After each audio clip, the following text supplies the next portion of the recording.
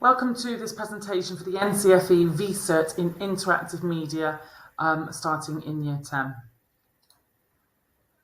So interactive media, I think the most important thing first was to understand what interactive media is. And interactive media products are digital media that require user participation to work. And examples might include ebooks, information kiosks, social media, interactive TV, video games, advertising, virtual reality, the internet, websites, and video trainings. So these products students will be looking at and looking about user needs, but also developing a type or one or two of these products eventually. So who should study? Anyone interested in doing interactive media enjoys using computers. They've got an eye for design and have an eye for a high quality finished product.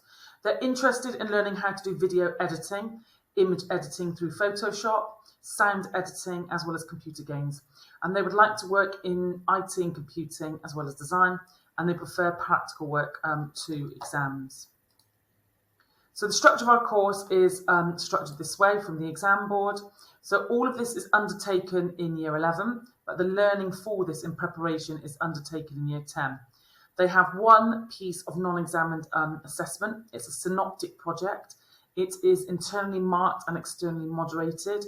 It is 60% of the final grade, and it's a duration of 17 hours to be undertaken in Year 11. They also have the examined assessment. They have to plan and prepare for an interactive media product. It's external, marked by the exam board. It's 40% of their final grade, and it's 1 hour, 30 minutes in duration. So teaching covers these 7 content areas, laying the foundations in Year 10. Content Area 1 is types of interactive products and their features. Content Area 2 is interactive media and the audience. Content 3 is software and hardware options for interactive media products. And Content Area 4 is product proposals and planning for an interactive media product. Content Area 5 is developing an interactive media product. And Content Area 6 is promotion and presentation of interactive media products, while 7 is reviewing the production processes and the final product produced. So I'm not going to read these one by one, but you can see already the types of interactive media products and their features that students have to know about: the audiences, the types, the software, the proposals, how to develop, and how the promotion and presentation of interactive media products takes place. Content Area 2 is looking at types of audiences, because this may vary. They're looking at Content Area 3, the software, how the hardware works, the storage options and folder structures, file types and compression and exporting options.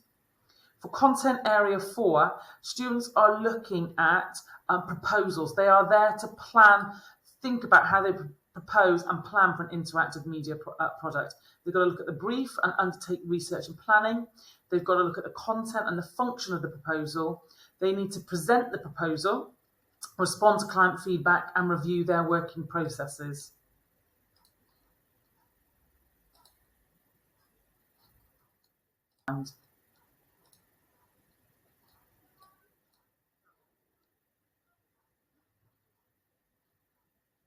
The examined assessment is worth 40% of the final mark. This is taken in June of Year 11. It is 80 marks.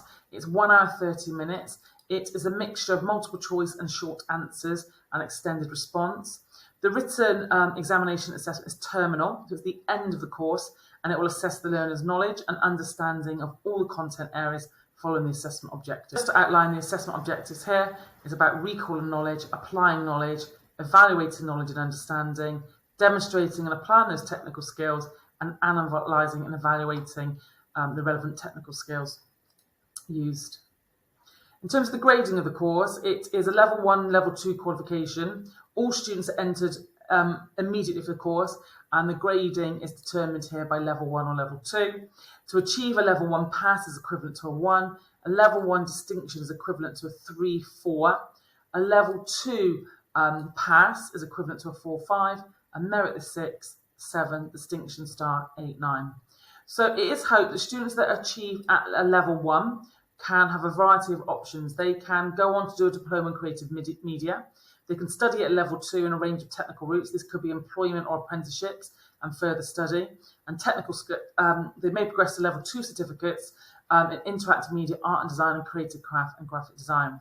Learners who achieve within the level 2 qualification, here the pass, merit, distinction, distinction, star, can opt to move on to level 3 qualifications, such as A-level media studies, level 3 interactive media, potentially apprenticeships as well.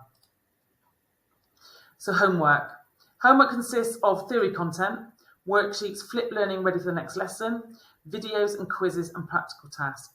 Sometimes it might relate to research and analysis tasks relating to the non-examined assessment, depending on the brief set. So support for students. All lessons are in air-conditioned and ventilated computer rooms. We are developing electronic resources to include video tutorials and electronic resources. And we've now developed our own website for students to go back and look at past learning and look at future learning, to use it for all of their tasks. They can review by going back through on the website. They'll have access to Photoshop.